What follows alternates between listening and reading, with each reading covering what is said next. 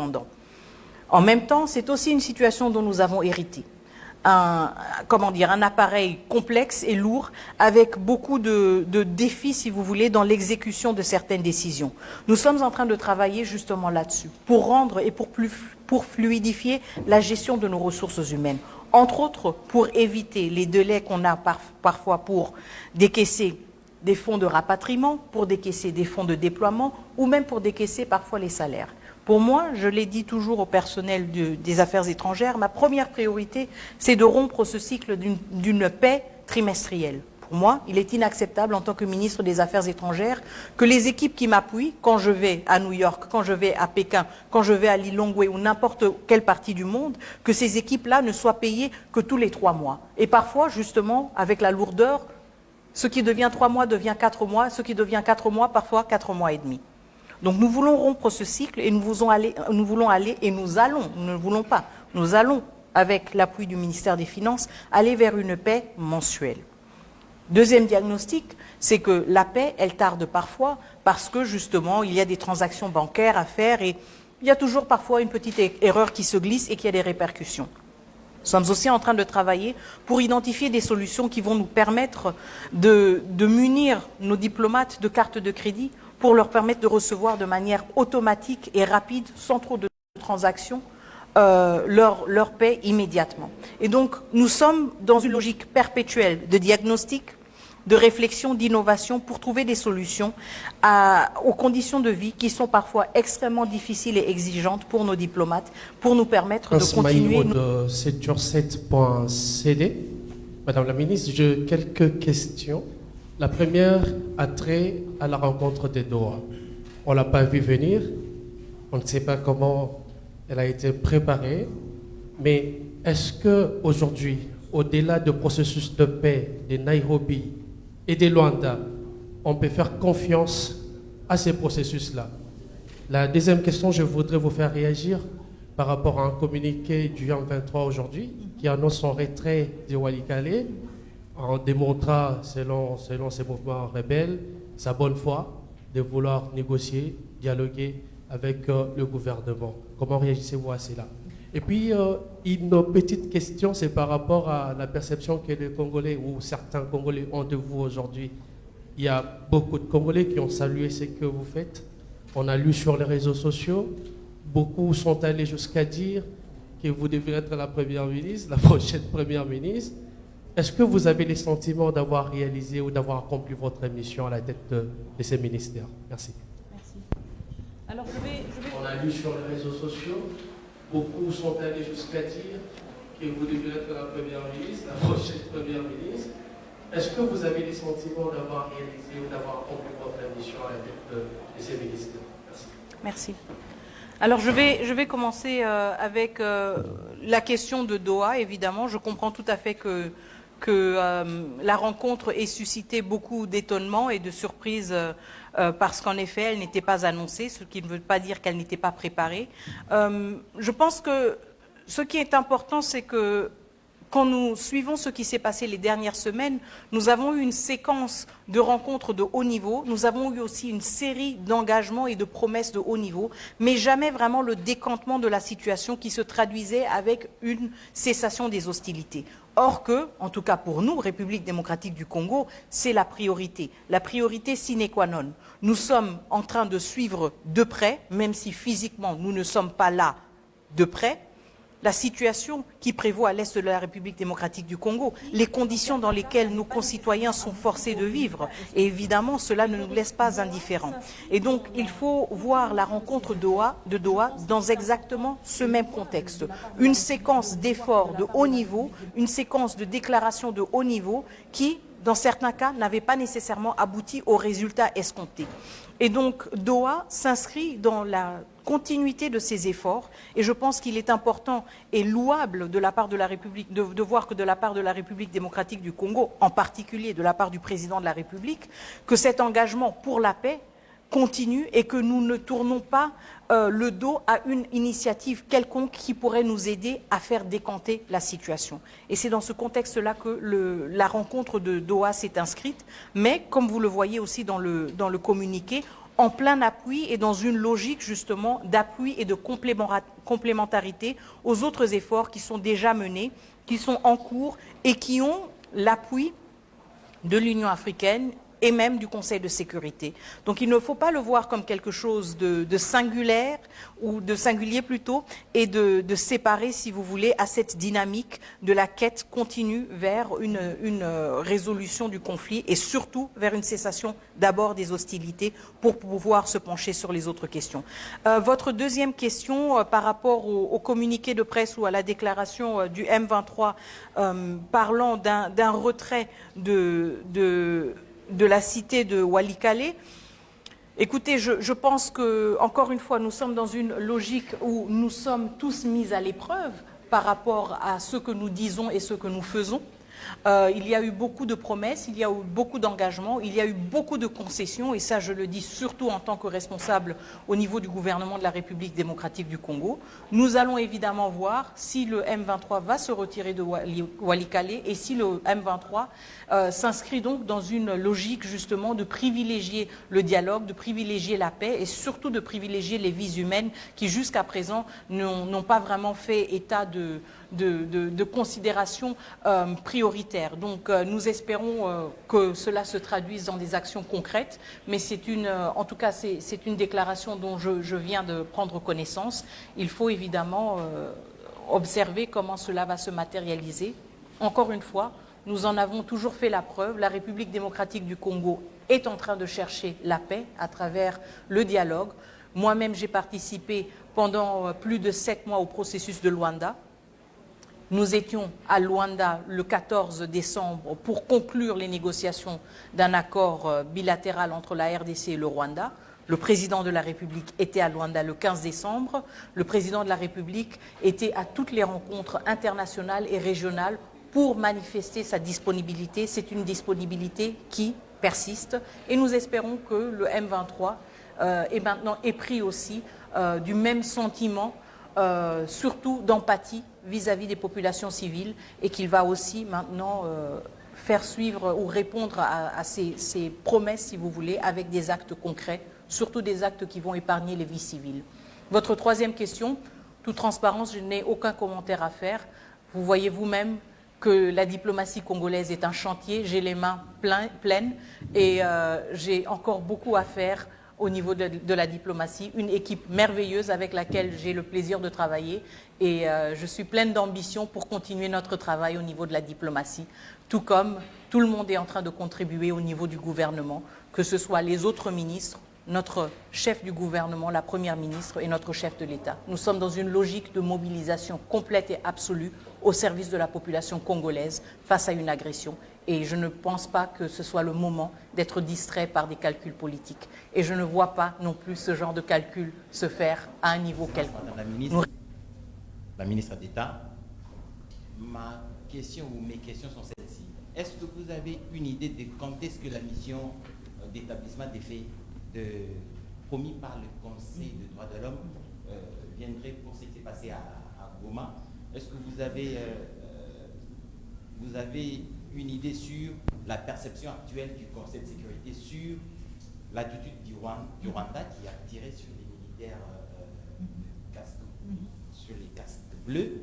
Et ma toute dernière question est de savoir, est-ce que le gouvernement de la République ou la République démocratique du Congo est surprise par l'annonce de l'Angola sur les négociations directes, ou soit c'est la gestion de l'opinion?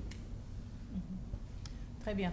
Alors, la première question... Est-ce que le gouvernement de la République ou la République démocratique du Congo est surprise par l'annonce de l'Angola sur les négociations directes, ou soit c'est la gestion de l'opinion? Très bien. Alors, la première question sur la mission d'enquête internationale qui devra être dispatchée par le Conseil des droits de l'homme. J'avoue que je n'ai pas le calendrier en tête, mais je sais qu'il y a déjà eu une première mission qui est venue justement pour établir les modalités de travail et pour faciliter le déploiement.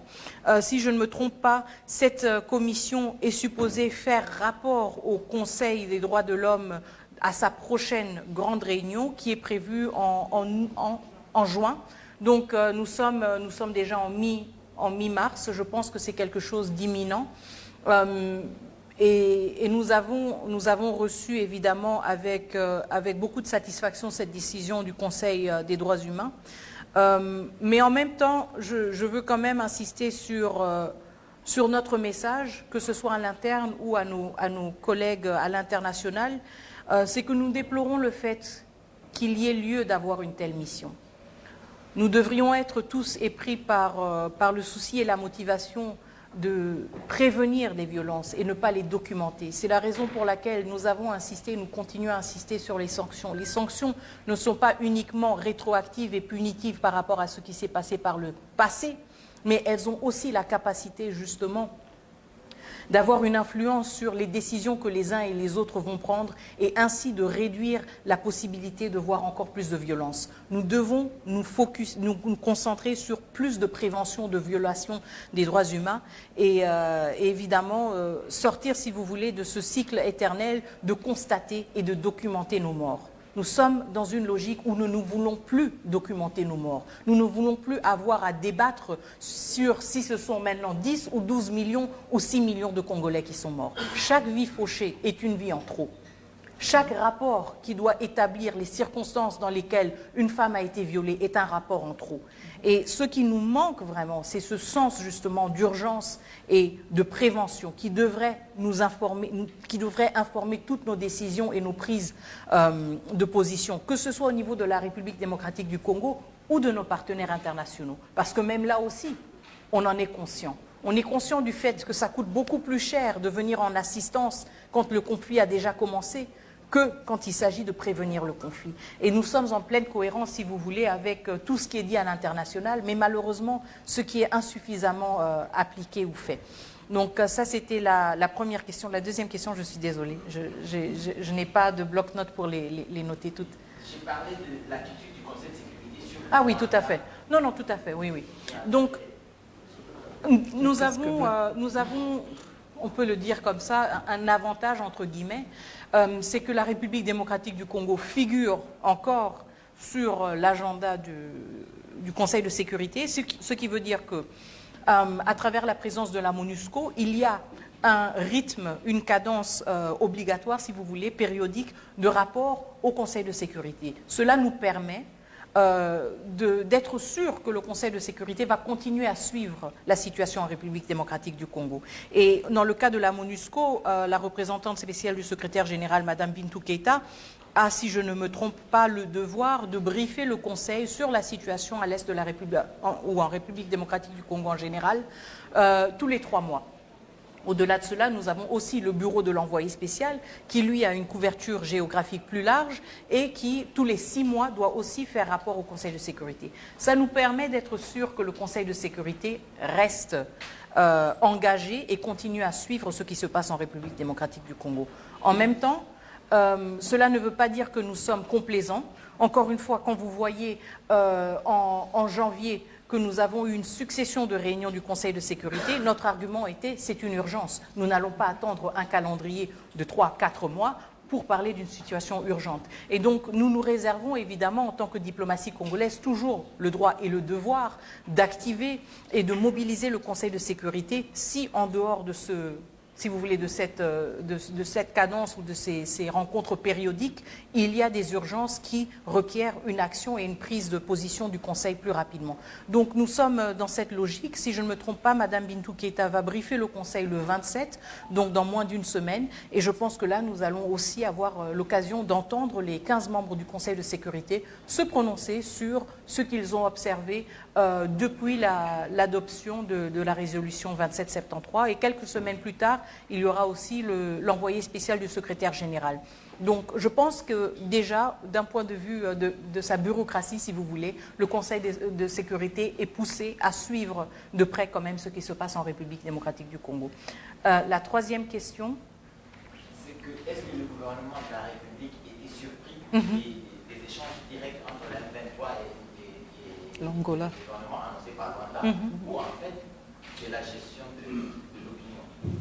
Alors, je le disais déjà en réponse à la première question que j'ai reçue de votre confrère. Nous étions dans une logique, et nous sommes encore malheureusement un peu dans une logique d'engagement, de promesses, de réitération de la bonne foi des uns et des autres, mais pas nécessairement d'action concrète. Nous sommes aussi dans une logique du processus de Luanda et du processus de Nairobi, deux processus auxquels le président Félix-Antoine Tshisekedi a toujours réitéré son entière et pleine confiance. Et donc, l'initiative du président angolais était, si vous voulez, une sorte d'électrochoc, si vous voulez, pour provoquer une rencontre et pour provoquer la reprise de ces discussions qui semblaient un peu prendre trop de temps, vu aussi la détérioration de la situation sur place. Donc, je ne vais pas entrer dans les détails de ce qui a été dit à qui et à quel moment, mais soyez-en sûrs, un médiateur tel que le président Lorenzo entretient toujours d'étroits contacts avec ses pairs et surtout avec... Et rédacteur en chef adjoint de Congo Profond. J'ai 3 petites questions à poser à son Excellence Madame la Ministre d'État. La première, c'est que votre arrivée au ministère des Affaires étrangères correspond plus ou moins, du point de vue des observateurs et de nous qui sommes des journalistes, à une sorte de brisement d'un certain isolement diplomatique. Est-ce que vous pouvez nous dire ce que vous avez fait personnellement et qu'est-ce que le ministère a pu faire pour, sans manquer du respect à vos nombreux prédécesseurs, pour qu'on ait cette impression-là? On a actuellement une impression que sur les plans des affaires étrangères, sur les plans diplomatiques, il y a quand même quelque chose qui bouge. Est-ce qu'on peut avoir des précisions sur ce qui a été accompli des différents pour qu'on puisse aborder ces petits virages? La deuxième question, c'est en rapport avec la construction de notre image en tant que nation à l'international. On a eu l'impression à un certain moment que la RDC n'était plus conjuguée que sur le mode du dérèglement. Lorsqu'on parle de notre pays, on ne parle que des tueries, des détournements, des guerres. Mais nous qui travaillons aussi à l'international avons besoin d'avoir une image positive pour pouvoir nous permettre, par exemple dans le monde de la recherche, c'est très compliqué pour un Congolais de percer au-delà des talents personnels tant que l'image globale donne cette impression-là. C'est quand même important cette interaction-là. La dernière question, c'est en rapport avec le monde des médias.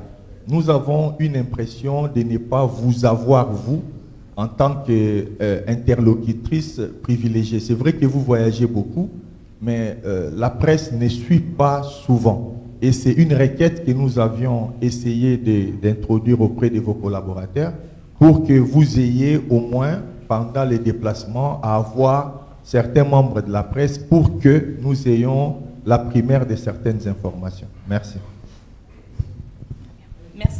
Merci beaucoup pour vos questions. La première, par rapport... Pour que vous ayez au moins, pendant les déplacements, à avoir certains membres de la presse pour que nous ayons la primaire de certaines informations. Merci.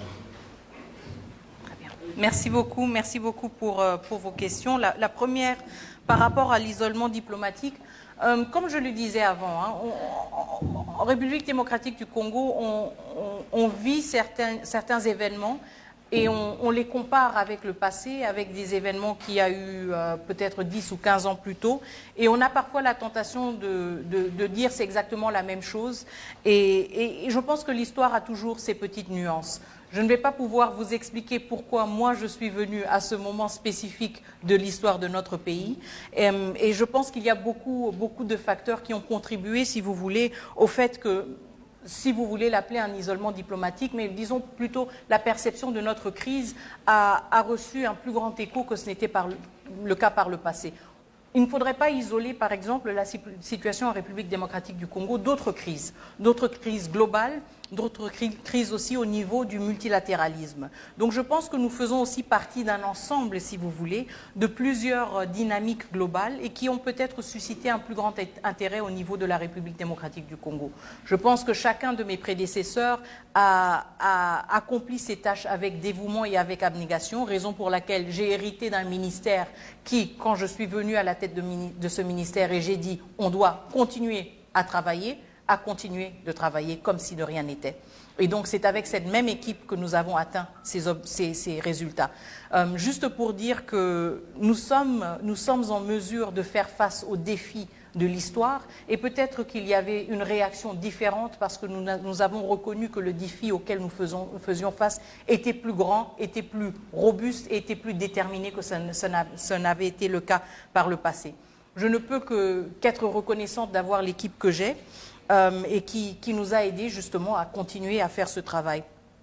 En tant que ministre des Affaires étrangères, et je pense que ça rejoint votre dernière question, il n'y a pas de repos, il n'y a pas de frontières, et donc nous allons partout et nous portons partout la voix de la République démocratique du Congo et en particulier de nos compatriotes à l'Est qui sont en train de vivre dans des conditions inacceptables.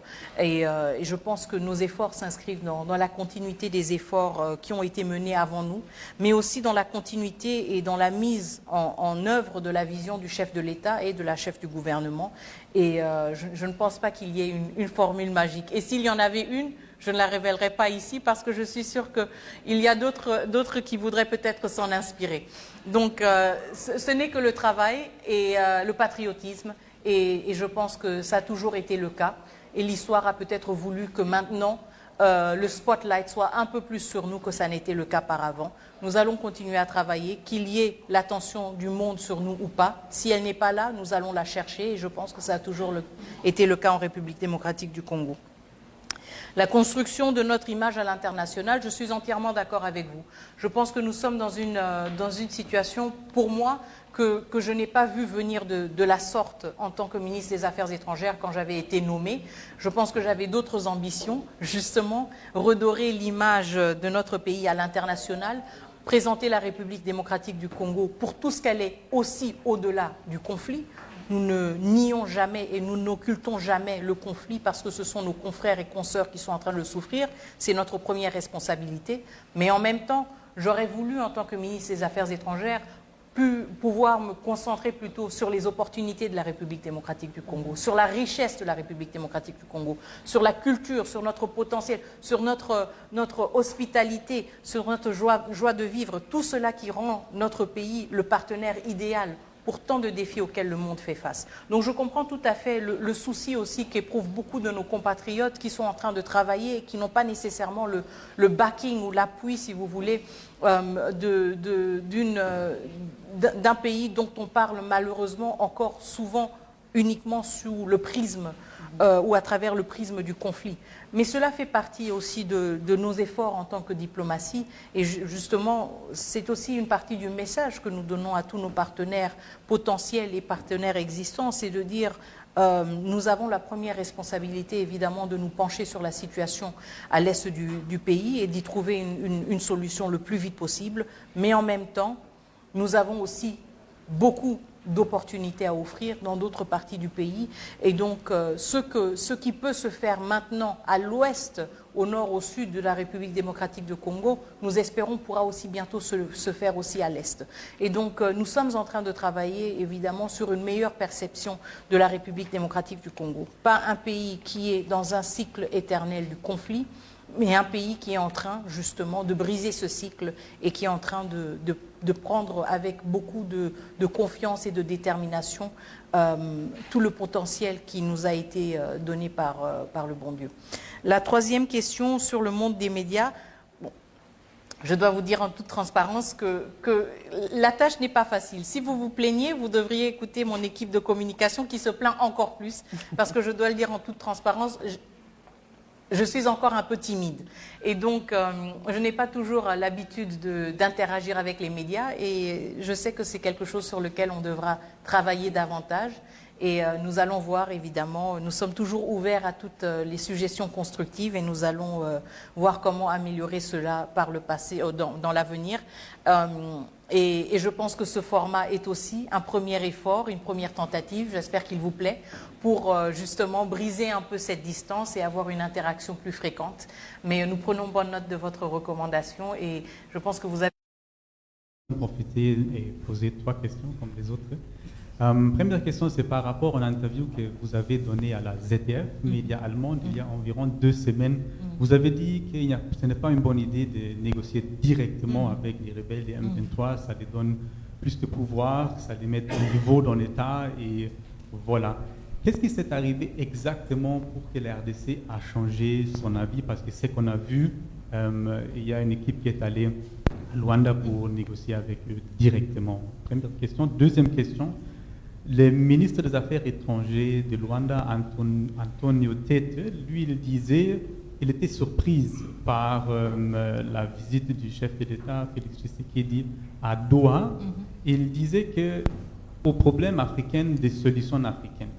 Et il semble qu'il n'était pas trop content avec ce qui s'est passé.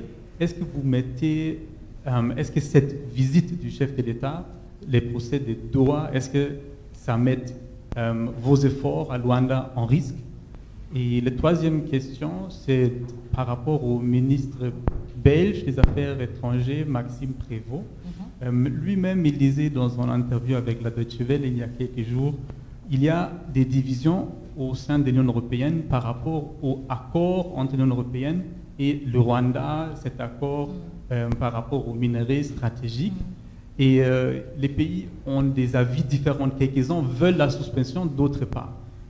Comment vous voyez ça, ces divisions, comment vous les expliquez? Merci. Merci beaucoup. En effet, nous avons... Comment vous voyez ça, ces divisions, comment vous les expliquez? Merci. Merci beaucoup. En effet, nous avons très longtemps maintenu que interagir ou que des négociations directes avec le M23 ne devaient pas être notre priorité et surtout notre mode opératoire immédiat ou préféré. Mais comme vous le dites, justement, le médiateur angolais a lancé cette initiative, cette invitation aux différentes parties de se rencontrer et de discuter. Je pense que ce qui est important, c'est encore une fois le contexte un peu plus large dans lequel tout cela s'est passé. Une série d'engagements, de promesses de cessez-le-feu qui ne se sont pas matérialisées. Et encore une fois, du côté de la République démocratique du Congo, la détermination de mettre une cessation le plus vite possible aux hostilités et surtout aux souffrances à nos populations civiles. Et donc, la décision de la République démocratique du Congo de participer à une éventuelle rencontre, elle n'était pas juste une promesse dite, mais aussi une promesse tenue. Nous avons regretté le fait que le M23 n'ait pas pu ou voulu répondre de manière favorable à cette invitation. Et je pense que cela montre encore une fois qu'un conflit évolue. C'est tout à fait normal, un conflit évolue dans son intensité, dans son envergure, dans ses acteurs aussi, dans la posture des acteurs différents. Et nous sommes dans une logique justement de l'évolution du conflit et la République démocratique du Congo, à ce moment précis, a estimé qu'il était plus opportun pour nous et surtout pour nos populations d'engager cette discussion directe avec le M23 si cela aurait pour répercussion justement une cessation d'hostilité, une cessation des violences contre nos populations civiles. Et donc, il est difficile de prévoir, si vous voulez, comment un conflit évolue. Nous étions quelque part de tout à fait différents en décembre, quand nous nous apprêtions à signer l'accord avec le Rwanda. Et maintenant, quelques mois plus tard, évidemment, il y a eu une évolution. Mais malgré cette évolution, la priorité a toujours été la même pour nous et surtout pour le président de la République. C'est de préserver les vies des Congolais et des Congolaises. Et c'est dans cette logique aussi que nous avons donné notre feu vert pour qu'il y ait un engagement au niveau des équipes qui ont été envoyées pour participer à une rencontre directe avec le M23. Cela doit s'inscrire dans cette logique. Il serait regrettable d'avoir un gouvernement ou des responsables qui n'arrivent pas à contextualiser une situation en fonction de son évolution. Et je pense que nous sommes justement dans cette logique de suivre comment les choses avancent et de nous repositionner quand et s'il le faut. Cela ne veut pas dire que certains principes ne demeurent pas et ne restent pas inébranlables.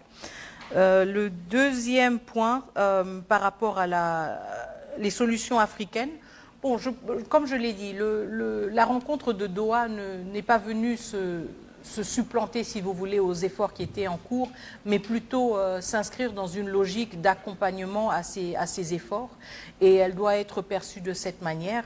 Je ne pense pas qu'il s'agissait de créer une nouvelle solution.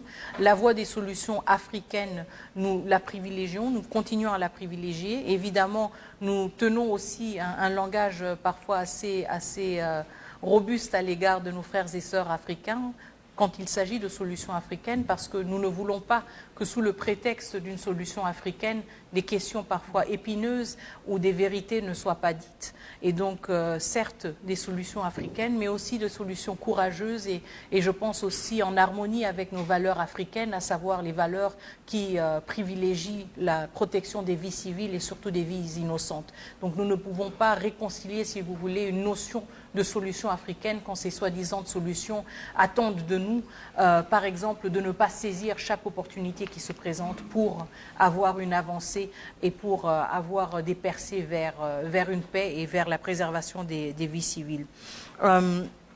Mais encore une fois, le communiqué de la rencontre de Luanda s'inscrit aussi pleinement dans cette logique d'appuyer, le communiqué, excusez-moi, de la réunion de Doha, s'inscrit pleinement dans cette logique d'appuyer le processus de Luanda, tout comme c'était le cas aussi avec la résolution 2773. Et la dernière question par rapport aux déclarations du ministre Prévost de la Belgique, par rapport aux divisions qui règnent au niveau de l'Union européenne par rapport au MOU avec le Rwanda, je trouve que c'est tout à fait normal. Dans tout contexte qui se veut démocratique, et vous le voyez vous-même en République démocratique du Congo, on peut vouloir une chose, mais avoir des notions tout à fait divergentes de comment atteindre cet objectif. Ce qui est important, c'est qu'au niveau du Parlement européen, et même au niveau de l'Union européenne, nous avons vu des prises d'opposition très claires en faveur de principes inébranlable du droit international. Le respect absolu de l'intégrité territoriale de la République démocratique du Congo, de notre souveraineté, de la vie humaine, de la dignité humaine. Je pense que même si au niveau des pays de l'Union européenne, il y a des vues différentes sur comment atteindre ou préserver ces principes-là ne sont pas remis en question dans le cas de la République démocratique du Congo. Ces principes sont des principes que tous les pays réitèrent, que ce soit en République démocratique du Congo ou dans le contexte d'autres crises que nous sommes en train de voir globalement. Donc, c'est tout à fait normal. Dans un contexte qui se veut démocratique, je sais que pour certains pays de la région, de la sous-région, la notion du débat ouvert ou même des avis qui sont différents n'est pas vraiment répandue, mais je pense qu'on le voit en République démocratique du Congo. J'espère croire que toutes nos forces politiques sont animées du même souhait de préserver notre pays, mais que nous avons parfois des notions différentes de comment cela doit se faire. Et je pense que c'est la même chose au niveau de l'Union européenne. Les soucis, les principes sont les mêmes, mais il y a peut-être une lecture divergente de comment atteindre ces objectifs. De notre côté, nous avons toujours signifié notre disponibilité d'engager des conversations très franches et constructives avec tous nos partenaires, y compris ceux de l'Union européenne, pour leur faire mieux comprendre notre position et comment nous pensons que ces principes peuvent être mieux sauvegardés et défendus. Et nous allons continuer à être disponibles et nous faire entendre quand nous pensons que c'est le plus pertinent pour informer des décisions importantes. Merci beaucoup, Excellence. Nous allons prendre 3 dernières questions parce que le temps court derrière nous. Congo FM. Oui, alors, 3 questions, puisque c'est la règle maintenant. Ah bon, non, je ne pense pas. Si vous voulez en poser seulement une, je serais contente. Alors, quand j'en ai quand même 3, je vais essayer. Les combats continuent, le Rwanda est toujours présent. Oui. À l'ONU et à l'Union européenne, sanctions ont déjà été prises. En attendez-vous de nouvelles? Ça, c'est ma première question. Sanctions ont déjà été prises à l'ONU et à l'Union européenne. Est-ce que vous en attendez de nouvelles? Le 27 mars prochain, vous l'avez annoncé, il y aura briefing. Madame Keïta est déjà d'ailleurs à New York. La MONUSCO qui commençait à plier bagages, elle n'est plus présente. Elle avait auparavant 2000 hommes au Sud Kivu. Depuis le 30 juin, le gouvernement demande-t-il toujours son départ ou, comme il semble se dire, Elle demande plutôt un redéploiement des casques bleus dans cette province. Et puis dernière question, je voudrais qu'on parle aussi de la situation des diplomates. Nous avons récemment reçu à Ottawa l'ambassadeur du Canada, l'ambassadeur au Canada, Joski Kabongongoy. Il se dit, lui, très satisfait, l'émission a tourné. Il a annoncé paiement d'avance des loyers d'ailleurs, mais ailleurs on s'en étonne. Peut-on savoir de votre bouche quelle est la situation des représentants de la République démocratique du Congo à l'étranger en ces temps de tourment pour la République? Voilà, merci. Alors, est-ce que nous attendons de nouvelles sanctions? Mais ailleurs on s'en étonne. Je pense que... Peut-on savoir de votre bouche quelle est la situation des représentants de la République démocratique du Congo à l'étranger en ces temps de tourment pour la République? Voilà, merci. Parfait. Alors, est-ce que nous attendons de nouvelles sanctions? Bon, je pense que les sanctions, comme je le disais, ont deux, ou peuvent avoir deux rôles ou deux fonctions.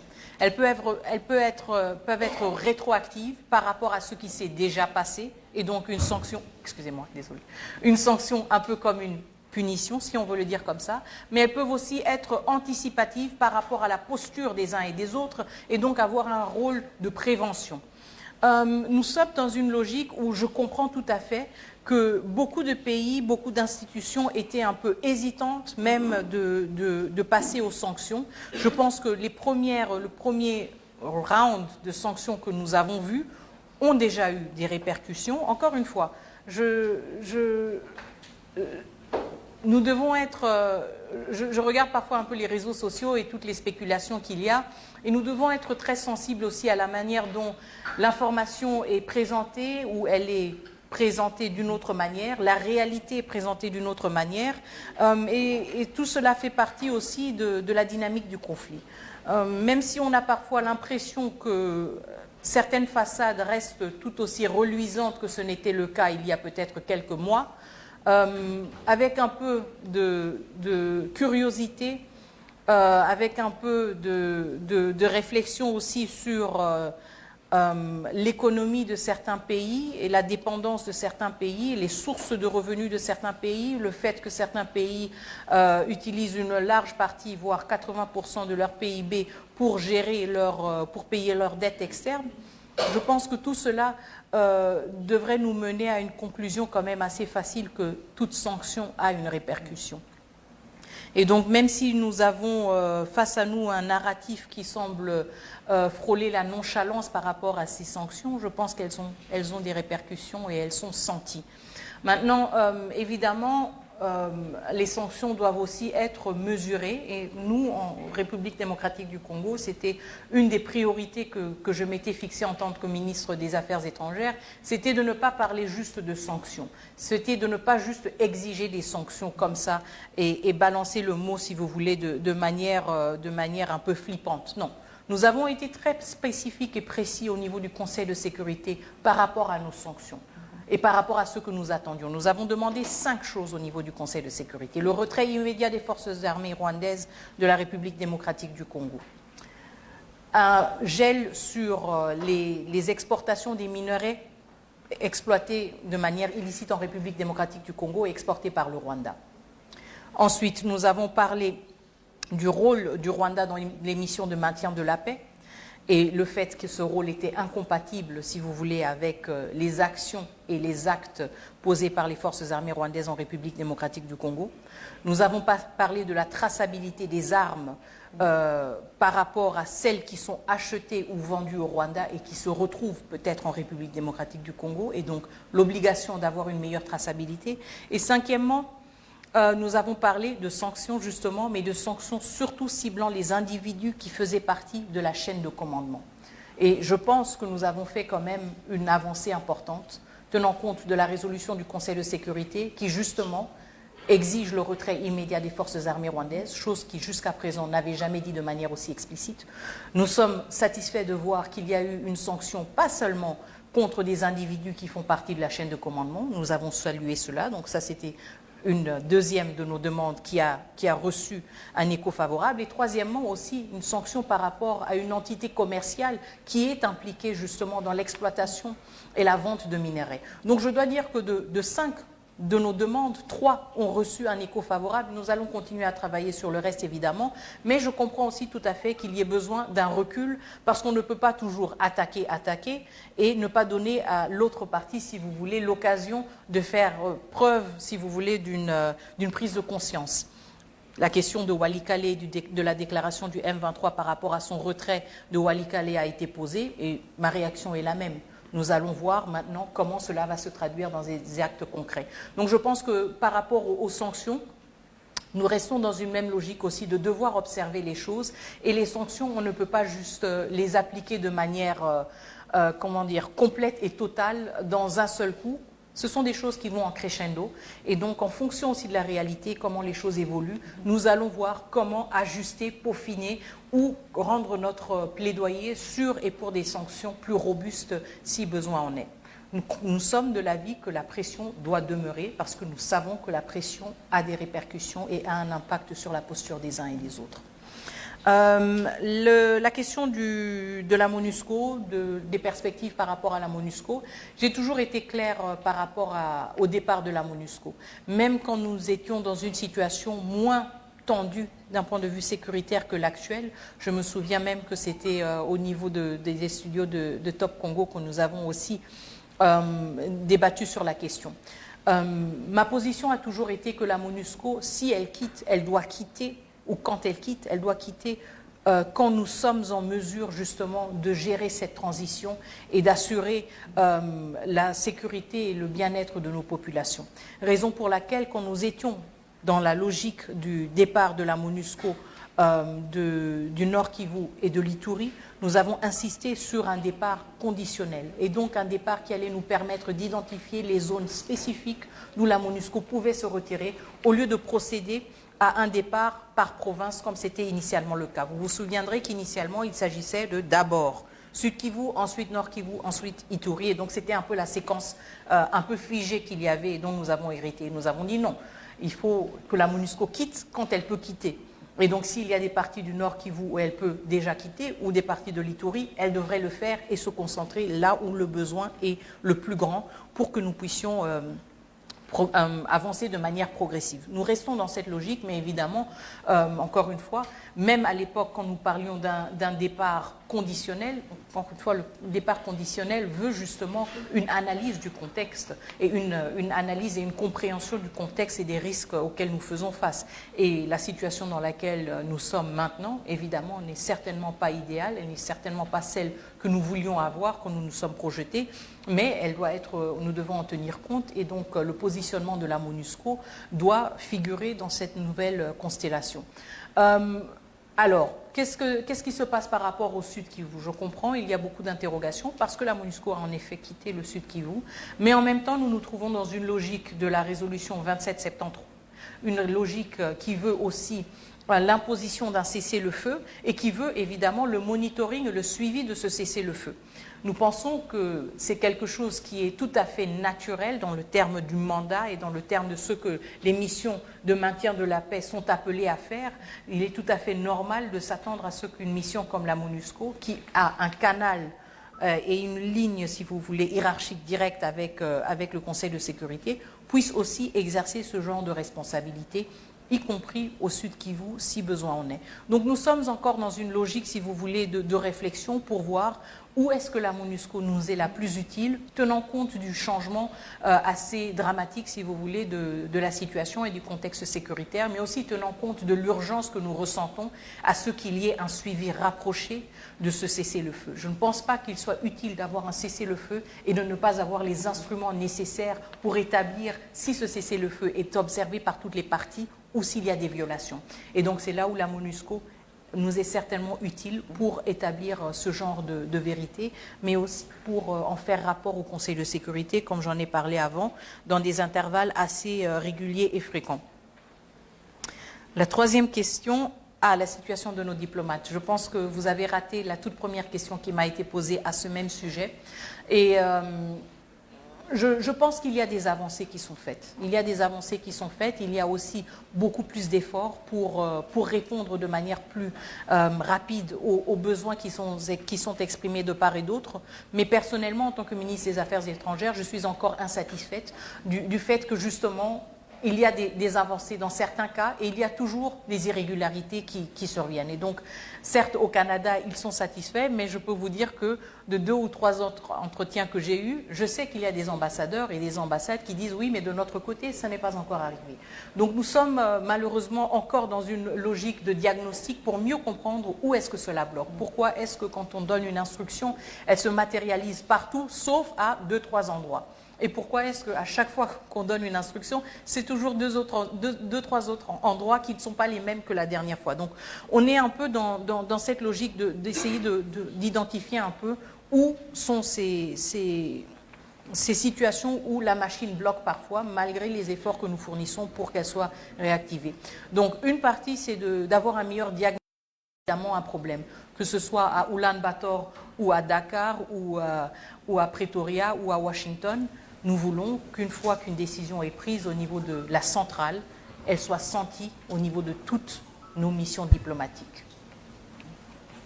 Merci beaucoup, Excellence. Oui, Madame Rachel.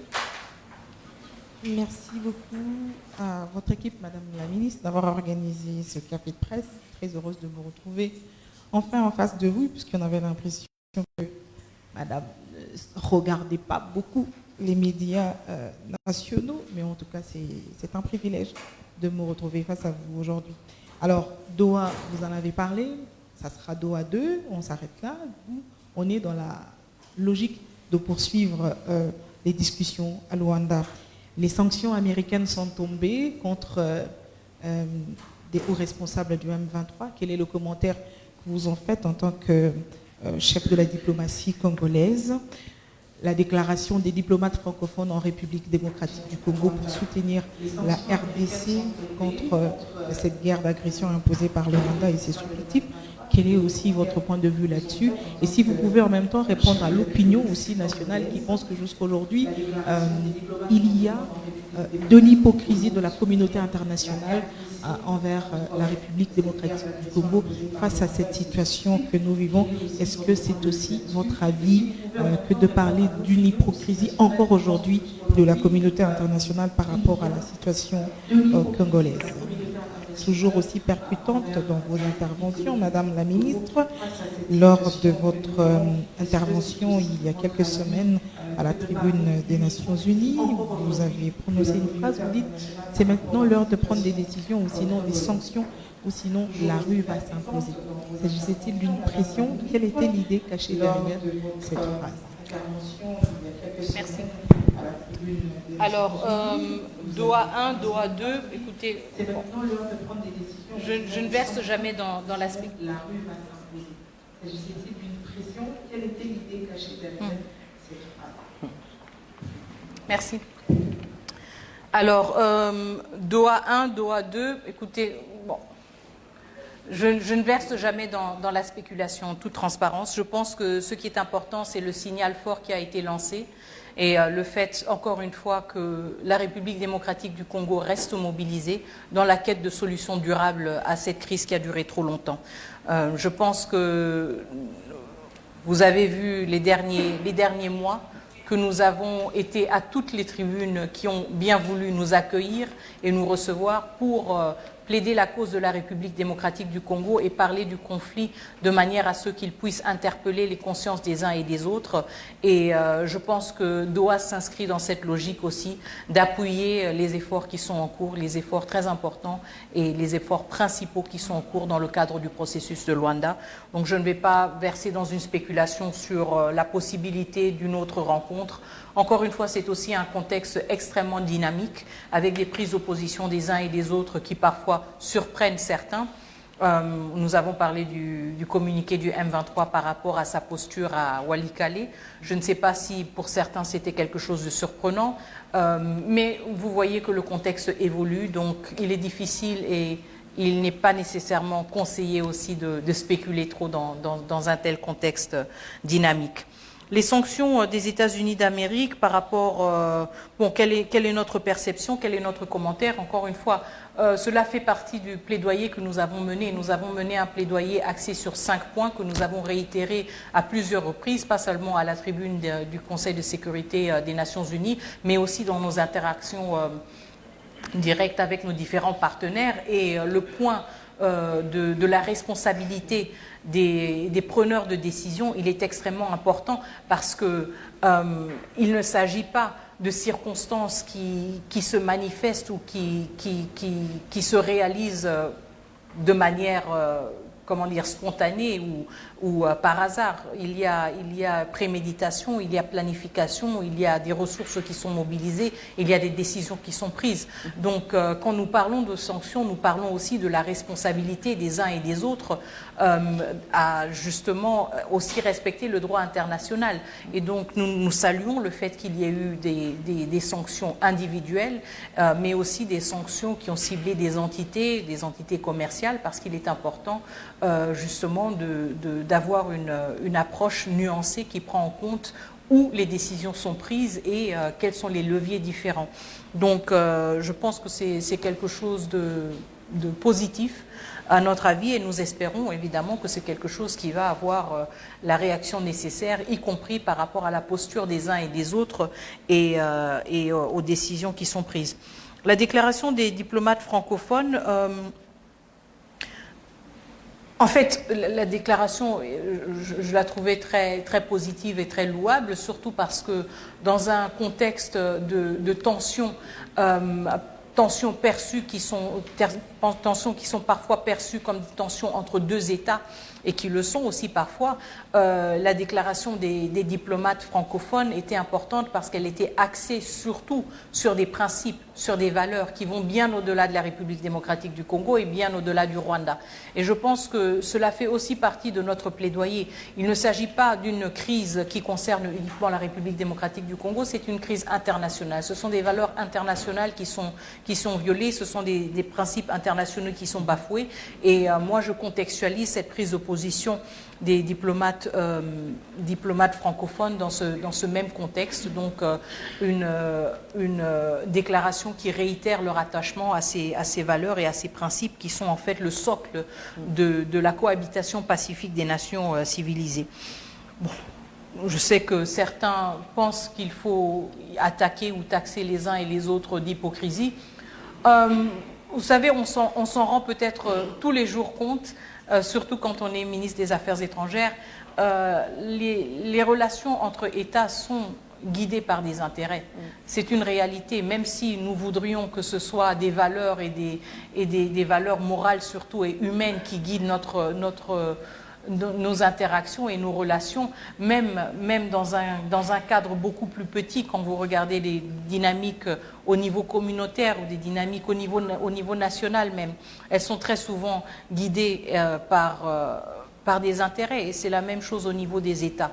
Donc, dire que certains sont hypocrites par rapport à la situation en République démocratique du Congo, moi je pense que c'est un peu une sorte de forfait, c'est un peu se dédouaner et dédouaner tout le monde de la responsabilité que nous avons. Encore une fois, moi j'ai toujours eu comme stratégie de me fonder sur les principes et sur les valeurs que nous avons tous épousées en tant que membres des Nations Unies et en tant que membres de cette communauté internationale. Et donc, moi, la question que je pose, c'est qu'en est-il de ces valeurs? Et si elles ne sont pas défendues, si ces principes ne sont pas défendus, je ne vais pas à l'attaque en disant que les uns ou les autres sont des hypocrites, mais plutôt avec de la curiosité pour comprendre pourquoi est-ce que vous prenez cette position et comment est-ce que vous m'expliquez qu'elle est quand même en conformité avec ces valeurs que nous semblons tous défendre et nous semblons tous apprécier. Et je pense que c'est à travers ce genre de dialogue qu'on comprend mieux la position des uns et des autres, et peut-être qu'on comprend mieux pourquoi notre plaidoyer n'a pas fonctionné et pourquoi notre plaidoyer n'a pas suscité peut-être les réactions que nous voulions. Donc, le travail que nous faisons n'est pas un monologue, si vous voulez, ou ce n'est pas un discours qui va juste dans une direction, mais c'est plutôt la quête d'une conversation avec tous nos partenaires, une conversation vraiment animée par une curiosité sincère, comprendre pourquoi les uns ont une certaine position et ne sont pas prêts à la changer. et peut-être les faire changer d'avis si nous présentons notre réalité ou nos intérêts et nos préoccupations d'une autre manière et d'une manière peut-être qui va mieux les persuader. Merci pour la dernière question sur cette phrase qui a quand même retenu l'attention de tant de personnes, et je dois dire en toute transparence que je ne m'y attendais pas. Mais il faut se souvenir que je l'ai dit pendant qu'à Kinshasa, nous observions avec extrêmement de préoccupation, de regret et de consternation des attaques brutales contre plusieurs missions diplomatiques, contre plusieurs bâtiments même, pour des raisons, pour certains inexplicables, pour moi qui s'expliquaient peut-être avec la frustration, la colère que beaucoup ont ressenti quand ils ont vu ce qui se passait à Goma. Et la phrase n'était pas une menace, mais elle était plutôt un appel. Je pense que quand on est appelé à siéger au Conseil de sécurité, et je m'adressais au Conseil de sécurité, on a une responsabilité, on a tout d'abord un privilège. C'est un privilège parce que nous avons près de 200 États membres des Nations Unies, mais ce ne sont pas tous ces pays qui siègent aux Nations Unies, au Conseil de sécurité des Nations Unies. C'est un privilège d'être membre du Conseil de sécurité, et 5 de ces membres ont ce privilège permanent. Avec le privilège vient une responsabilité. Tout comme moi, en tant que ministre des Affaires étrangères, j'ai certains privilèges, mais j'ai aussi une responsabilité extrêmement lourde. Et c'était un appel à toutes ces personnes, un rappel de nos responsabilités, de ne pas abandonner une population qui ne verrait que comme seule issue de se prendre en charge, d'attaquer et de descendre sur la rue parce que nous leur aurons failli. En tant que ministre des Affaires étrangères, je vous le dis toujours, je parle du droit international. J'insiste sur ce droit international parce que j'y crois. Mais à ce moment-là, il fallait prouver que ce droit existait encore. Parce que nous avions eu un avant-goût de ce qui pouvait se passer si ce droit international ne s'imposait pas et ne se défendait pas. Et c'était un appel à un sursaut au niveau du Conseil de sécurité, que chacun assume pleinement, qu'on ne jouisse pas seulement de nos privilèges, mais qu'on assume notre responsabilité. Et donc ce n'était pas un appel à la rue, ce n'était pas une menace, ce n'était certainement pas du hate speech comme un de mes homologues a essayé de le représenter, mais c'était une sonnette d'alarme. On n'a pas le droit à l'échec quand on a de telles responsabilités. On ne peut pas seulement jouir du privilège d'être membre du Conseil de sécurité et s'effacer quand il s'agit d'assumer la responsabilité. Et c'était un appel aux membres du Conseil de sécurité. Et encore une fois, nous le voyons en diplomatie, certaines choses prennent un peu de temps, mais quelques semaines plus tard, nous avons vu une prise de position plus robuste au niveau du Conseil de sécurité. Ce n'est certainement pas la réaction immédiate que certains attendent, mais nous nous en sommes réjouis et nous restons dans cette logique des choses.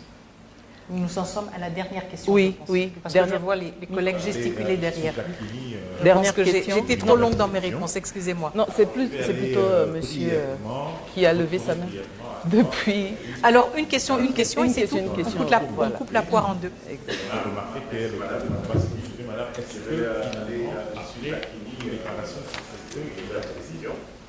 Alors, je vais aller brièvement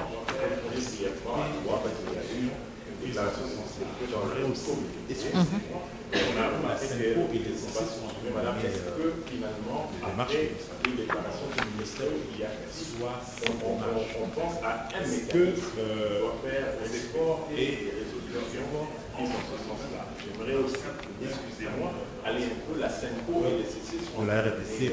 Merci madame. Les démarches que vous savez, comment votre ministère perçoit ces démarches-là? Oui, Clément Momba pour le compte de Actualité Concédé. Par rapport au processus SADC-EAC, nous avons appris que Kinshasa a émis des réserves par rapport à l'ancien Premier ministre éthiopien comme facilitateur. est-ce que c'est vrai? Et sous-question, est-ce qu'il y aura un 4e facilitateur en provenance de la SADC? Une précision par rapport à ça. Merci beaucoup. Alors, le cessez-le-feu, je suis entièrement d'accord avec vous. Est-ce que c'est vrai? Et sous-question, est-ce qu'il y aura un 4e facilitateur en provenance de la SADC? Une précision par rapport à ça. Merci beaucoup. Alors, le cessez-le-feu, je suis entièrement d'accord avec vous. Ce n'est pas juste après Doha, mais encore une fois, nous l'avons remarqué après plusieurs appels au cessez-le-feu. Ça remonte même au sommet Dar es Salaam. Ensuite, nous avons eu le CPS de l'Union africaine, le Conseil de sécurité, plusieurs réunions, plusieurs appels, mais encore une fois, un décalage quand même et une dissonance entre ce qui est dit et ce qui se matérialise sur le terrain. Et justement, c'est pour cela que nous insistons aussi dans le cadre des rencontres de la SADC et de l'EAC sur un mécanisme rapide pour superviser l'entrée en vigueur et le respect de ce cessez-le-feu. Et il est tout à fait regrettable que cela prenne du temps, que ce cessez-le-feu soit respecté et observé par toutes les parties. C'est la raison pour laquelle nous continuons tous les engagements. Je ne vais pas divulguer ce qui se fait aussi dans les coulisses pour motiver les uns et les autres à adhérer à ce cessez-le-feu, mais une fois entré en vigueur, et je pense qu'on est en train de voir des premiers signes que nous sommes dans la bonne direction, une fois entré en vigueur, évidemment, il est important pour toutes les parties prenantes, pas seulement pour la RDC, mais pour toutes les parties prenantes, d'avoir des acteurs qui soient en mesure, qui soient mandatés et en mesure justement de superviser le respect ou le non-respect de ce cessez-le-feu et d'établir les faits le cas échéant. Nous avions une configuration un peu similaire, si vous vous souvenez, dans le cadre du processus de Luanda, qui malheureusement n'a pas su décoller parce qu'il s'agissait du mécanisme de vérification ad hoc renforcé auquel 3 pays devaient envoyer des experts, la RDC, l'Angola et le Rwanda. Et là, nous avions eu quand même quelques tâtonnements. Donc évidemment, dans cette logique actuelle, la République démocratique du Congo est de l'avis que nous devons à tout prix avoir un mécanisme, mais surtout un mécanisme qui entre en vigueur rapidement. Nous n'avons pas le luxe du temps pour dire cela va nous prendre encore je ne sais combien de semaines pour que les experts soient déployés. Donc nous menons aussi ce plaidoyer avec tous nos partenaires qui sont épris du souci justement de voir une cessation des hostilités, que cela doit être accompagné par quelque chose qui nous permet d'avoir une mesurabilité, si vous voulez.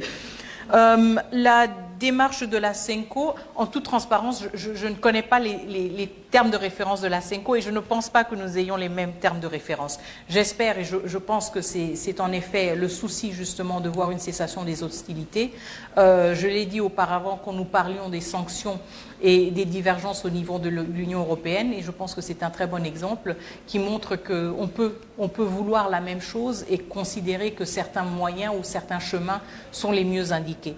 Je pense que la CENCO est encore dans sa tournée et dans sa logique de consultation aussi et de relayer son message à différentes parties prenantes et je pense qu'il y aura peut-être un peu plus de transparence sur les conclusions de toutes ces consultations une fois cette tournée parachevée. Je vais quand même me permettre une parenthèse un peu personnelle.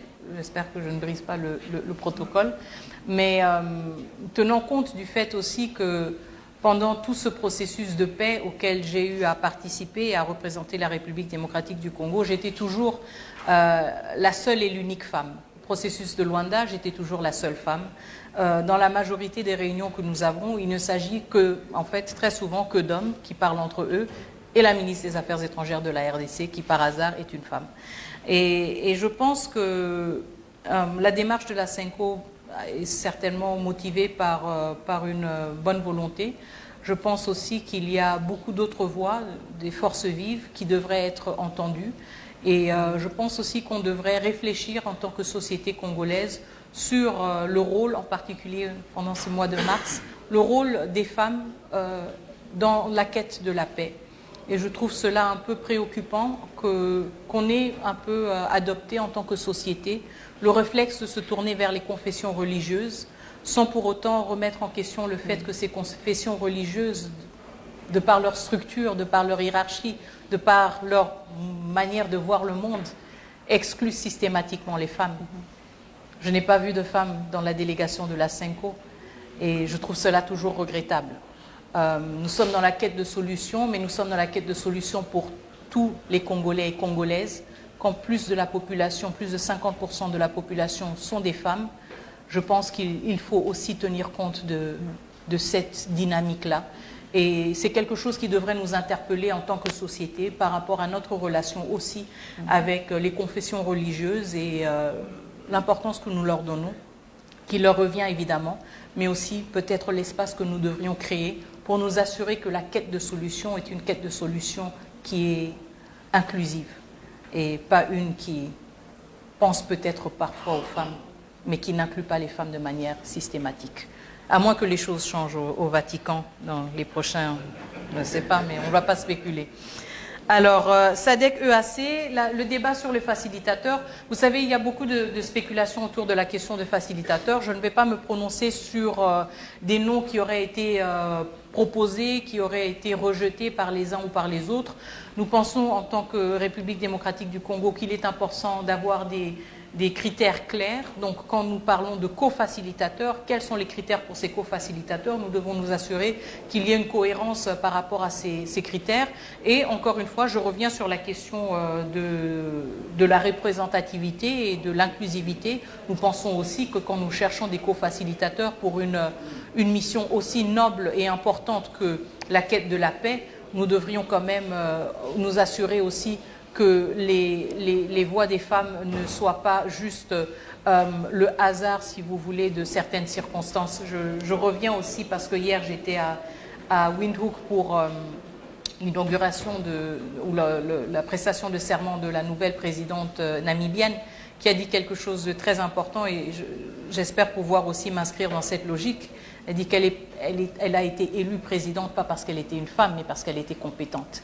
Et donc, quand nous cherchons des co-facilitateurs, nous ne cherchons pas des co-facilitateurs femmes parce qu'il faut des femmes, mais parce que les femmes savent ce que cela veut dire chercher et obtenir la paix. Et parce que nous avons beaucoup de femmes expertes qui peuvent contribuer à ces efforts. Oui. Donc, nous insistons là-dessus, mais je ne vais pas pencher sur pourquoi il y a plus ou moins de facilitateurs. Je sais que ça suscite beaucoup de spéculations, mais vous allez devoir vous habituer au fait que je n'aime pas trop les spéculations et il y aura une décision et nous allons tous la prendre. Merci en tout cas, merci beaucoup, Excellence, d'avoir accepté cette première invitation. Espérons que nous en aurons d'autres. Et aux membres de la presse, je vous remercie d'être venus si nombreux. Et on tiendra compte de vos requêtes par rapport à un peu plus d'accessibilité pour une meilleure communication. Et on a un petit cocktail qui est servi juste dans la salle à côté. Et à toutes les femmes, je souhaite un bon mois de mars à toutes les femmes fortes dont notre Excellence, notre vice-ministre, nos journalistes et toutes les femmes de l'Est qui sont en train de subir des choses qu'elles ne devraient pas. Vraiment, nous pensons à elles et nous espérons qu'il y aura une paix définitive très très bientôt. Merci beaucoup, Excellence.